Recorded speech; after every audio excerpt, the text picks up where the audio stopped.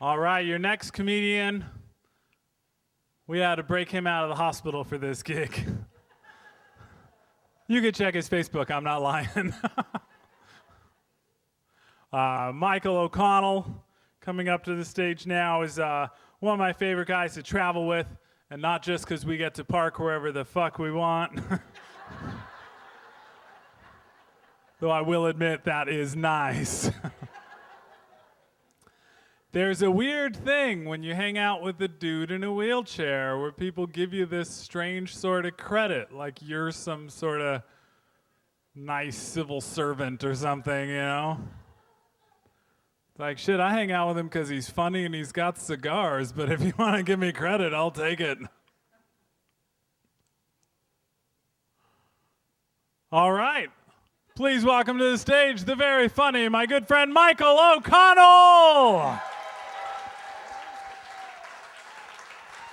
Thank you. Thank you very much. How about a hand for the wheelchair lifter guys, huh? Yeah. See, I always have to have people to lift me up on stage at any comedy show. Usually, sometimes I have to use other comedians. Comedians, by and large, not in the best of shape.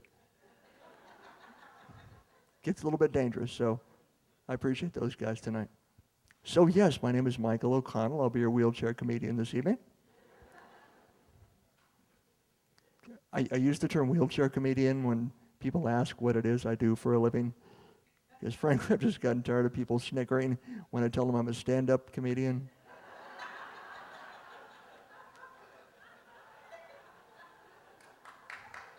Yeah. Yeah, that just keeps getting funnier every time they say it. But as you've seen and as you know about this group, the Comedians with Disabilities Act, everybody in this group has got some kind of disability or another. But let's be honest, whose picture is on the parking sign?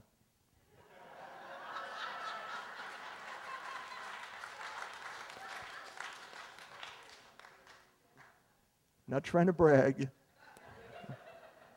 I'm just saying, it's pretty obvious who the Justin Timberlake of this group is.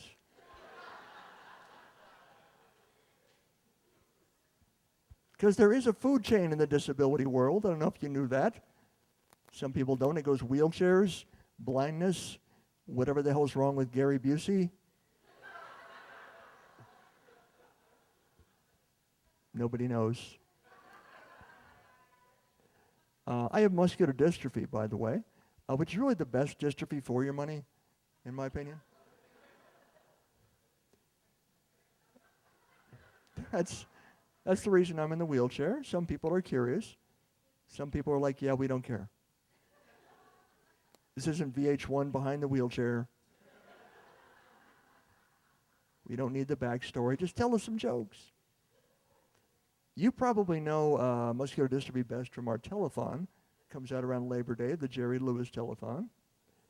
Only it's not the Jerry Lewis telethon anymore. Did you catch that? Jerry Lewis got fired. They fired Jerry Lewis from the Jerry Lewis telethon. I did not see that coming. And that was tough on me, man, because I grew up watching the telethon. You know, I would stay up all night as a kid, and I'd go through the whole thing. And it was always the best part at the very end. Jerry would get up on stage there in Vegas, and he would close out the show by doing a really emotional rendition of Frank Sinatra's You'll Never Walk Alone. Again, would close out the muscular dystrophy telethon with a song whose title begins with the words, You'll Never Walk. God's sake, Jerry. Couldn't have picked a better Sinatra song for the High Hopes. How about High Hopes? It's nice for the kids. Or bare minimum, how about That's Life? Yeah. People can get a little weird around you when you're in a wheelchair. Let me give you an example. Some people out there really like to push wheelchairs. They do. Now, for the most part, I'm all for this. The problem I have is when complete strangers decide they want to try it out, because they do. I'll just be sitting there minding my own business, and suddenly someone will come up behind me, grab on, and start pushing. Next thing you know, I'm 2 blocks away wondering where the hell the ATM machine went.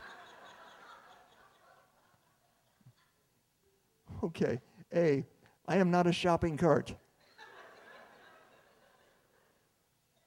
You don't just grab the closest one and take off for the deli counter. Okay. B, there's a legal term for what they're doing. It's called kidnapping.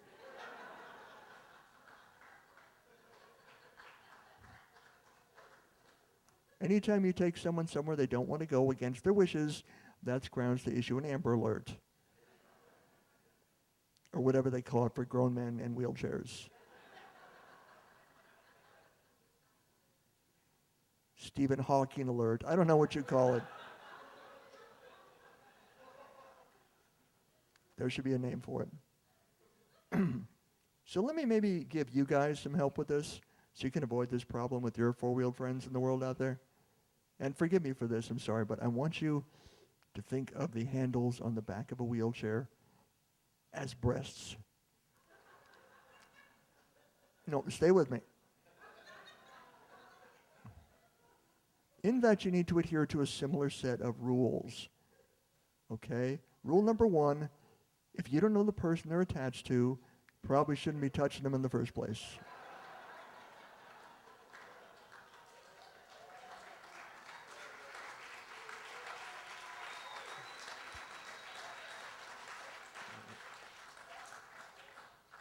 Rule number 2, take the time to let it happen naturally. Slow down, cowboy. Get to know the person first. Establish a connection. At some point, you'll both know the time is right.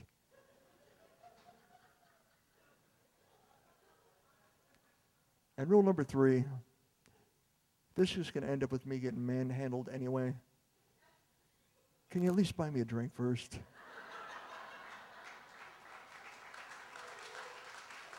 Thank you.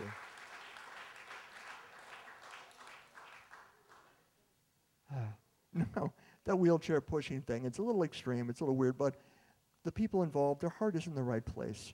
It's still people trying to help out. And it's nice, because sometimes we do need help. In supermarkets, for example.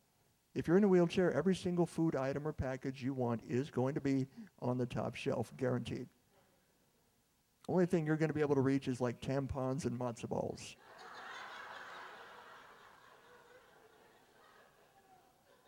That is it.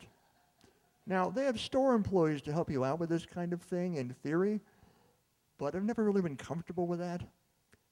Have you ever noticed that supermarkets tend to hire like disturbingly hot high school girls to work there? Yeah, men my age don't want to talk to high school girls.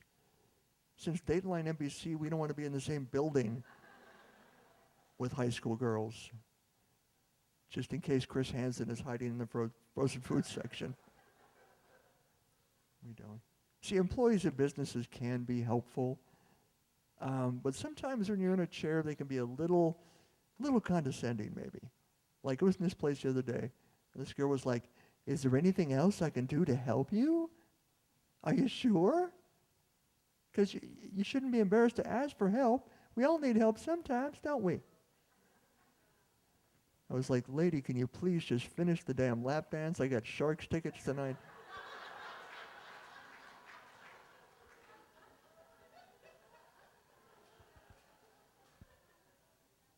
It's not true. I didn't have Shark tickets. I can't afford those. I'm a comedian. Come on. Sometimes, working with the Comedians with Disabilities Act, we have to travel from time to time. Sometimes it's a little far away. And if that's the case, then I have to fly. Wheelchairs and airplanes, not a great mix, not a good time, as some of you in here tonight know. Some of you others may disagree, maybe say, no, not so. I've seen you wheelchair people at the airport gates. You get to board the plane first, while the rest of us must wait. I don't really think you guys talk like that. I don't know why I'm doing that voice.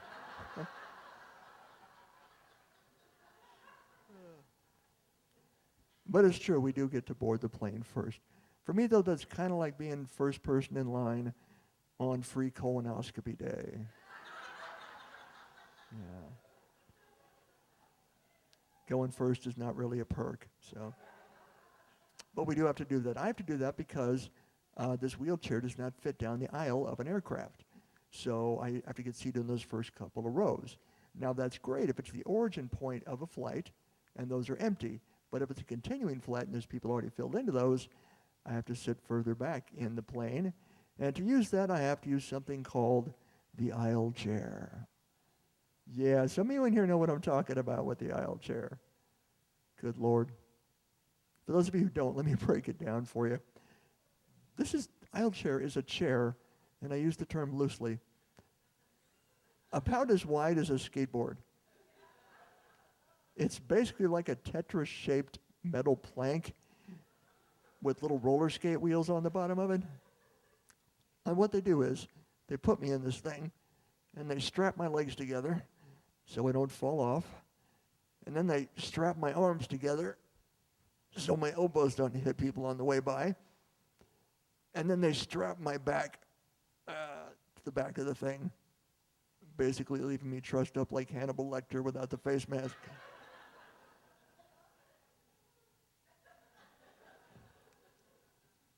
And then they drag me backwards down the aisle like a beverage cart.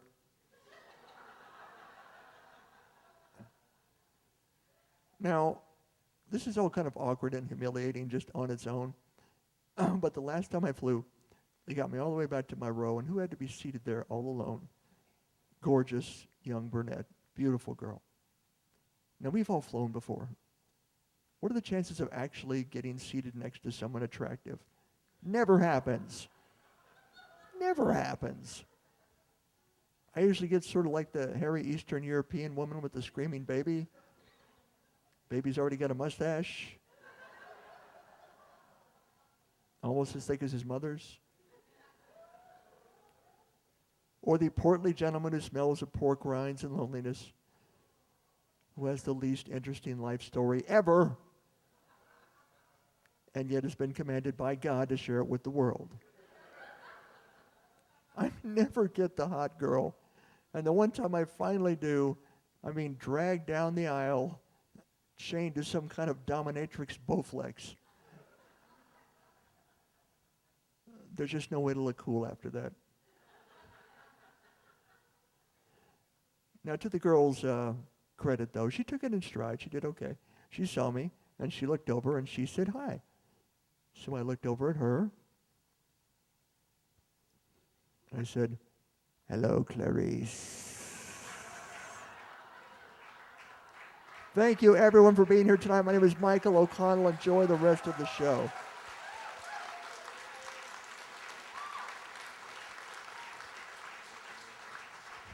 Michael O'Connell!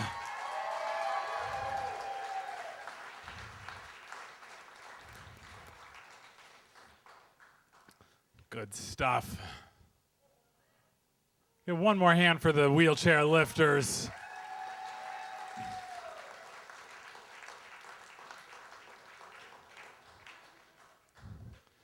When I travel around, sometimes I will come across a comedy club that actually has a wheelchair elevator, and it's always full of just stacked high with beer kegs, and I always take a picture of it to text over to Michael. Hey, look, they're thinking of you.